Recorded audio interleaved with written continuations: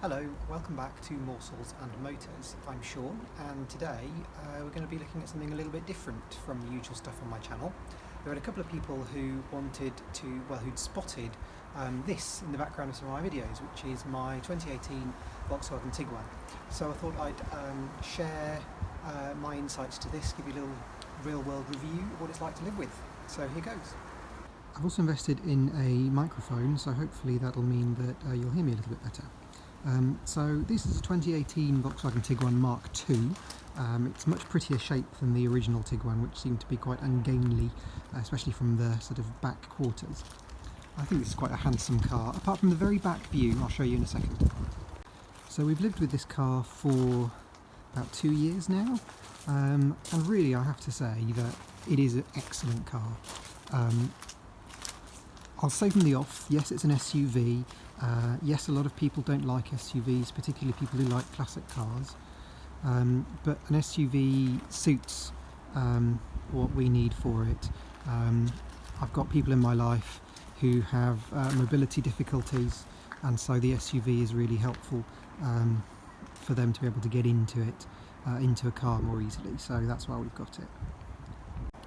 The other elephant in the room, I suppose, is that it's not a Volvo, and I think viewers to my channel will know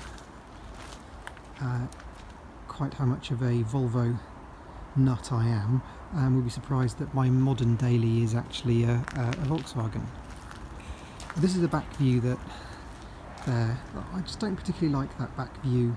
I'm not sure why. The shape is just a little bit, the sides of the window on the tailgate, it's just a little bit too odd looking. Just not sure about that. But anyway, yeah, it's not a Volvo. The reason it's not a Volvo is twofold really. I didn't like the XC40, and the XC60 was just ridiculous money.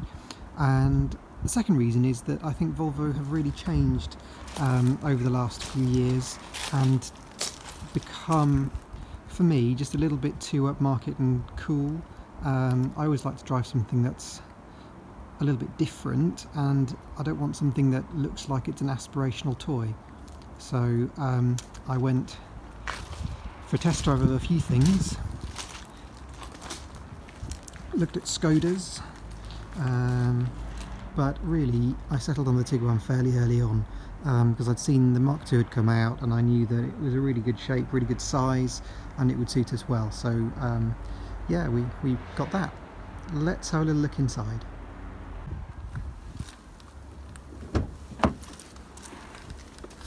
So obviously the colour is some sort of red, I can't remember, I'm afraid, what the name of it is, but the inside I've gone for a pale grey.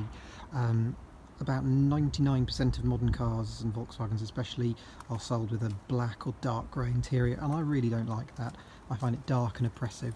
And this cabin is so light and airy and lovely, and I really like these seats. They're kind of a mixture of a bit of charcoal around the edges and a very, very pale grey in the middle. The only problem with the pale grey, as you'll see, is that it stains quite easily, which is a shame. So if you spill some coffee or drink some Coke or something and it goes onto the seat, it shows a mark. I haven't cleaned the car before this review, as you can clearly see, because I wanted to show you that it is a real world lived car, and here's 2020 evidence of some hand sanitizer and some masks over there as well. The back of the car is really spacious. There's just acres of leg room for rear passengers, especially if behind me, because I'm quite short, so my seat's quite far forwards, but it's excellent. The rear seat, I'll show you some of its party tricks in a moment, but the rear seat does slide forwards and backwards, so I think it's on its back setting at the moment to give maximum leg room in the smallest boot. And as you can see, it's huge, it's plenty of space. And for the boot itself, it's actually got a separate button down here. It isn't the Volkswagen symbol like it is on some older ones. And as I say, it's not the poshest of models, so it hasn't got automatic tailgate or anything, just old-fashioned struts. But it's got a decent-sized boot, and it also has a false boot floor. So if you move this, it folds down a little bit, so you can have a little bit deeper boot space, or you can put it back up like that, to have a flat floor, which is the way I have it most of the time. I mentioned party tricks that this car has. This is my favourite party trick, which is this little button here in the boot is how you flip the seats down. That one, and the same over here. And all you have to do is just go around to the cabin and just give it a little push down and it clicks into place. There. And you have a lovely flat load bay, and you can fit an awful lot of stuff in here. I've fitted several IKEA mattresses and a bed all together. I've fitted a kitchen cabinet, a 60cm kitchen cabinet on its side, fitted beautifully in here. So yeah, plenty of space.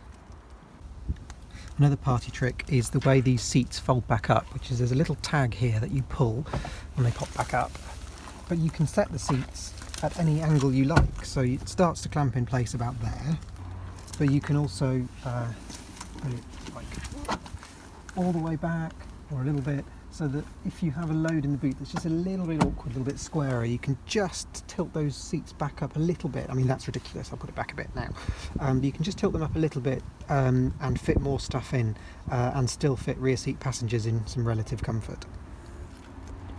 I mentioned the rear seats also slide forwards and backwards, and there's just a little standard, like a front seat, just a little metal bar at the bottom, and just grab the seat and move it that far forwards if you want to, although you'd have to have very small legs if that's the case. Another little feature in the back of the car is these two kind of picnic tables. I thought they were an absolute gimmick, but actually they have actually been used for working on. They're a perfect size for a little MacBook Air to do some work on.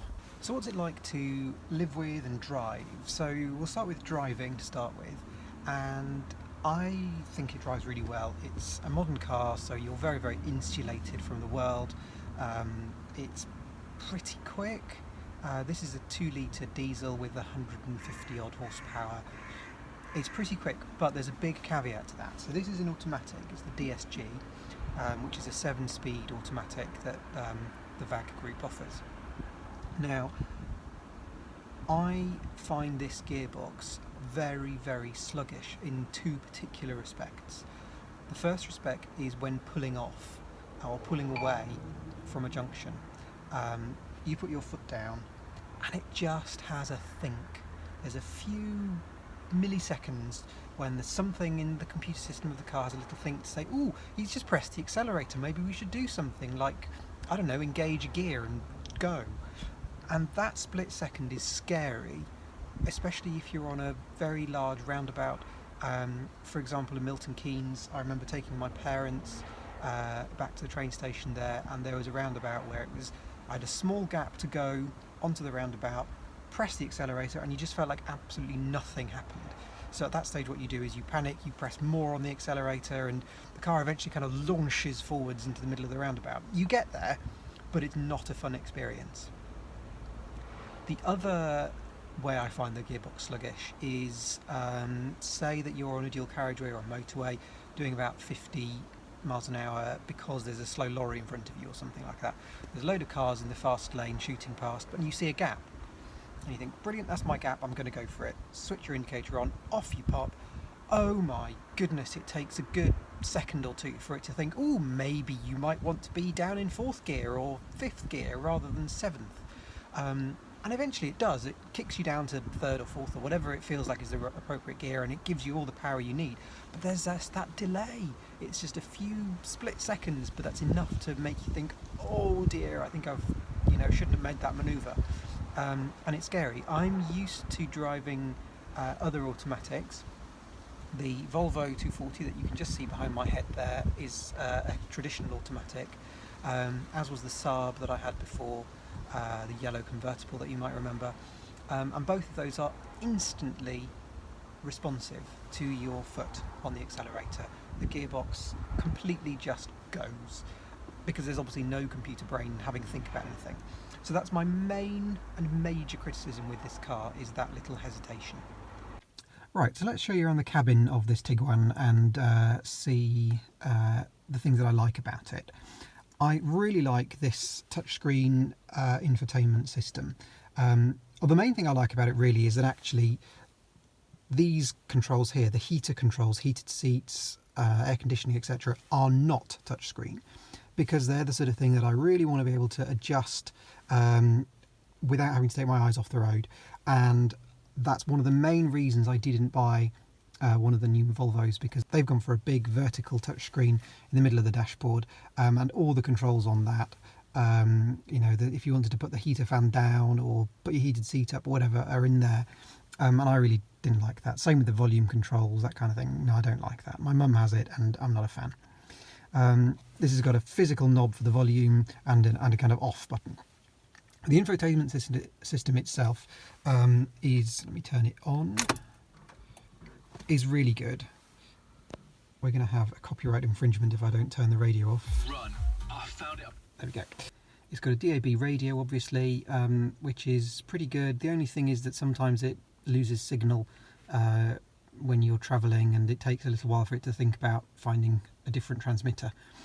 The main thing about this infotainment system, which I like, is that it's got Apple CarPlay. So when you click that button and you've connected your phone up, all your Apple apps come up on the screen, including Google Maps.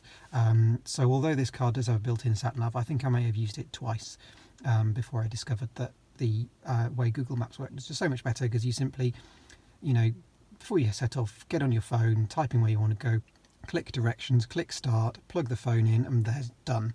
None of this kind of faffing around trying to type in on the screen a postcode and not quite finding the right thing.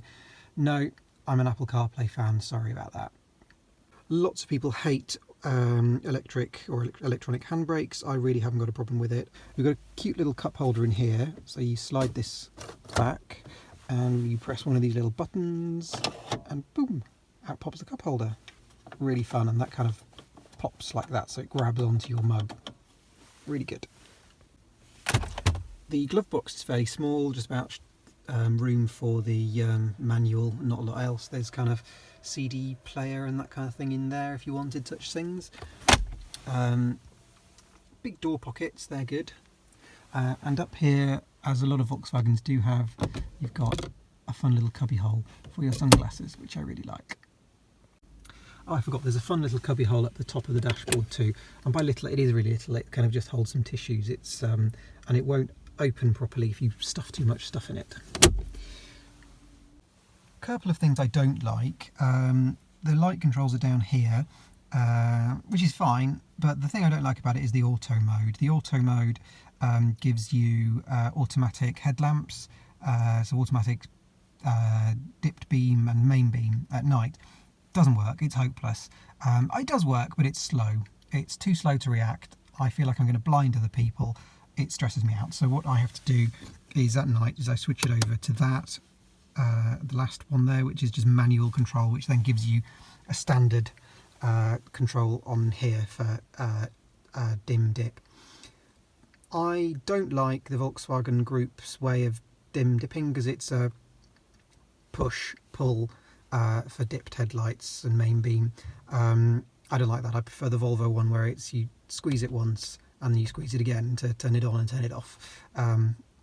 There's something about the action of pushing this back with your fingernails just isn't very nice. Then we come to my other kind of major bugbear with this car, which, I mean, it's very, very minor really, which is this here, which is the little control toggle for the mirrors. The problem I have with it is that this is a big SUV, which means that you're high up. So if you can see the passenger mirror over there, it's really quite high. So you can't see the lines of parking spaces when you're trying to reverse in. But if you twist this little knob over here to L for the left-hand mirror, put the car in reverse, the mirror, there you go, dips right down. Fantastic, it's great. So then you can see the lines as you're reversing into spaces, and then when you put it back into drive and drive along for a moment or two, it goes back to normal. All well and good, you say. The problem is, if it's a cold morning and you want heated mirrors, you can't have them at the same time. You have to twist this knob all the way over there to heat the mirrors up. And then when it's on that setting for the heated mirrors, it doesn't dip the passenger door mirror. It's really stupid. Why can't they just make it so that the mirrors heating comes on when you just press the heated rear window. I don't know, because why would you not want to heat your mirrors if you also want to heat the rear windscreen? I don't get that, and I find it really irritating, piece of kind of frustrating design. I think that's kind of all I need to say about the Tiguan. It's not kind of the most scintillating car that I have on my driveway, but it's a very, very practical, it's a very comfortable, easy to drive. I didn't mention that it's really not that hard to park and manoeuvre this in a city, because you've got good visibility from being high up, and it's actually quite manoeuvrable. It's really not bad at all for quite a big car. It's not terribly long, so that really helps. I would definitely have another one without any hesitation, apart from the hesitation the car has. I think next time I would like to test drive, before committing to it, I would like to test drive a manual, just because I'd just like to see how responsive that is.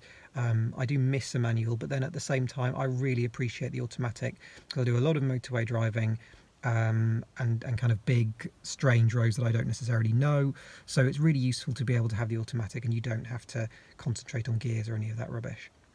I'd also like to test drive a petrol automatic and see whether the hesitation isn't there on the petrol. It might be, there's been sort of talk on some of the forums about these sorts of things, that it's all to do with emissions and the Dieselgate scandal and that kind of thing.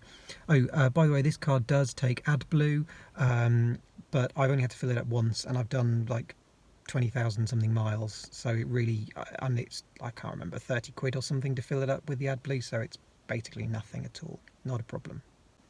So yeah, if you're looking for a kind of a decent SUV family car kind of thing, I would have absolutely no hesitation in recommending the Tiguan. I think it's a great car. I've had absolutely no problems with it. It's a brilliant size, really good visibility, and there's a lot of them around. You can see why they're popular. I really like it. So yeah, hopefully you do too, and hopefully you've appreciated this little tour of something slightly different and more modern than the rest of the stuff I have in my fleet.